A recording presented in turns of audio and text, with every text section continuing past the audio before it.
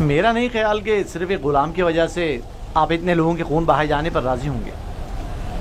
हालांकि मैं यूसुफ के गुलाम होने पर तरद्दुद का शिकार हूं, लेकिन मैं उसे सरफ़े नजर करता हूं।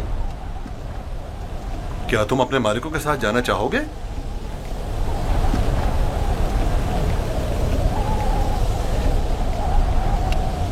इशारे और किनाए में क्यों बता रहे हो? अगर तुम खिदमत करने पर माइल नहीं हो तो हमें भी तुम जैसे भगोड़े और नाफरमान गुलाम की कोई जरूरत नहीं है। हम इसको बेचना चाहते हैं, आप इसे खरीदेंगे? क्या मैं आपके इरादे की इस अचानक तब्दीली की वजह जान सकता हूँ? कोई खास वजह नहीं है, हम थक गए इसके पीछे दौड़ दौड़ कर और मुसलसल इसकी तलाश करके। इसकी क्या कीमत लोगे? 1000 दिरहम, हालांकि इससे ज्यादा कीमत का है, चूंकि खूबसूरत और ज़हीन है। 1000 दिरहम, वो भी इस भगोड़े और नाफरमान गुलाम के लिए? नहीं, मैं इसकी इतनी कीमत नहीं दूंगा। यानी मेरे पास इतने है ही नहीं। जो कुछ था उसका सब माल तिजारत खरीद लिया। हमारा मकसद तो यूसुफ को बाबा से दूर करना है, खरीदो फरोख्त नहीं। तो इसमें क्या कबाहत है? मिलने वाले नफे से मुंह क्यों मोड़े? देखो यहूदा, या तो जो कुछ ये दे रहा है उसे कबूल कर लो, या यूसुफ को बाबा के पास वापस ले चलो। जल्दी फैसला करो। कितने दिरहम है आपके पास?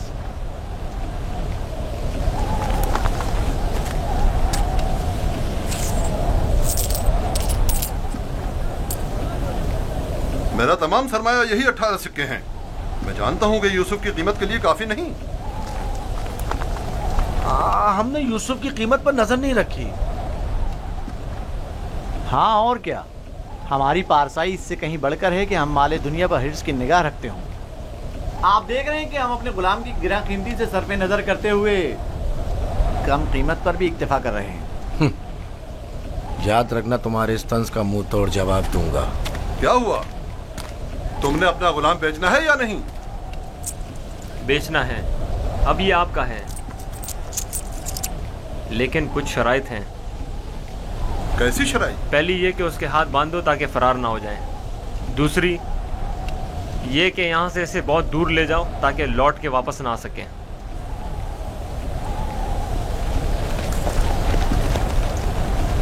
अगर फिर कभी तुम कनान में नजर आए तो जिंदा नहीं बचोगे।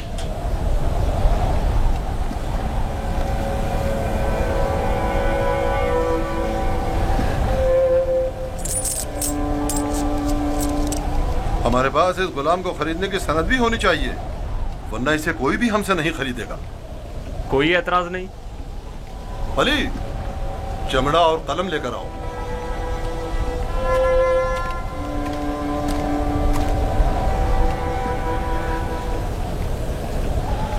परेशान मत होना, ये हमसे कहीं बेहतर हैं। तुम इनके साथ चले जाओ, यहाँ तुम्हारे लिए खतरा है।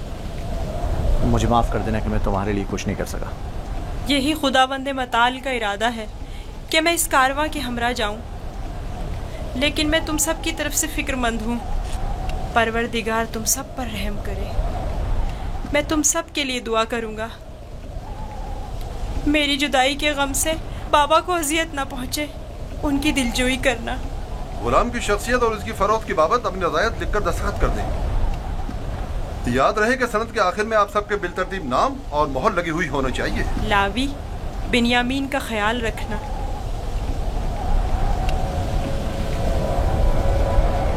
मैं तुम्हें प्यार करना चाहता हूँ, लेकिन ये हम पर शक करेंगे।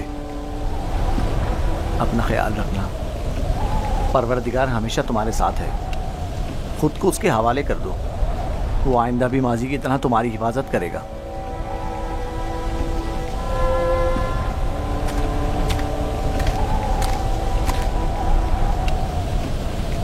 गुलाम के हाथ बांध दो। अगर भागा तो तुम कसूरवार होगे, और ये सनद भी संदूक में रख दो। चलने के लिए तैयार हो जाएं।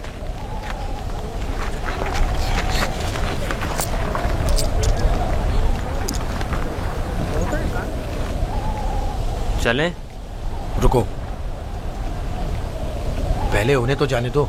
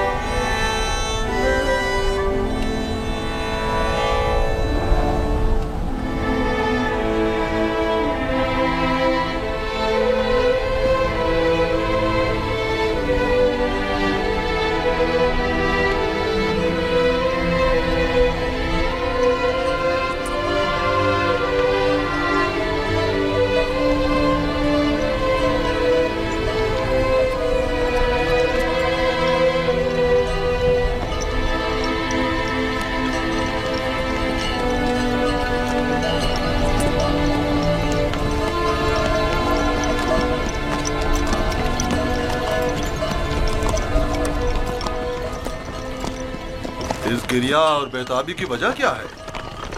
काश मैं अपने बेचने वालों से विदा कर सकता।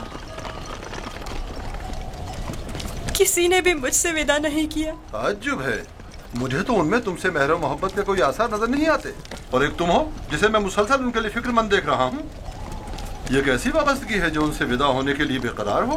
अगरचे वो सब मुझसे नफरत करते हैं, लेकिन मुझे उनसे मोहब्बत है। माजी में जो कुछ हुआ उसे भूल जाओ। आज के बाद तुम मेरे गुलाम हो और मेरे साथ ही रहना।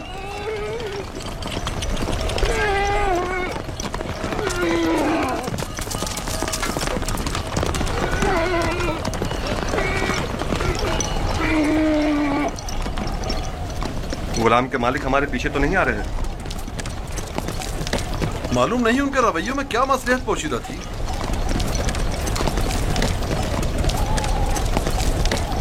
कहाँ इस खामोशी और तेजी से आए और एक गुलाम की खातिर खून-रेज़ी के लिए भी तैयार हो गए, और कहाँ इतनी आसानी से उसी गुलाम से दस्तबरदार भी हो गए और आसानी से उसे हमारे साथ जाने दिया। मुझे भी उनका रवैया कुछ समझ में नहीं आया।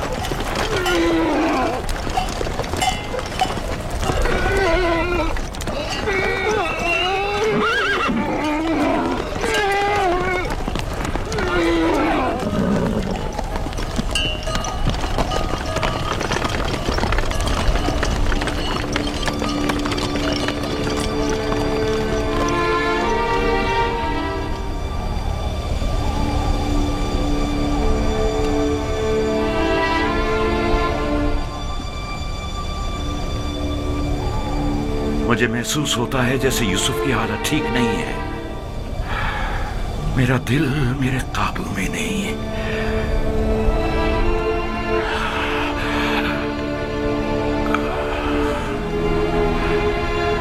दिन ढलने को है, लेकिन याकूब अभी तक वैसे ही मुंतजिर बैठे हैं।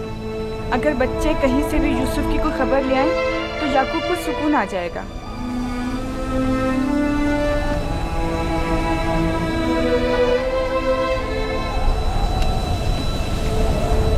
मुझे लगता है इस सारे किस्से में हम कसूरवार हैं। खुदा हमें बख्शे।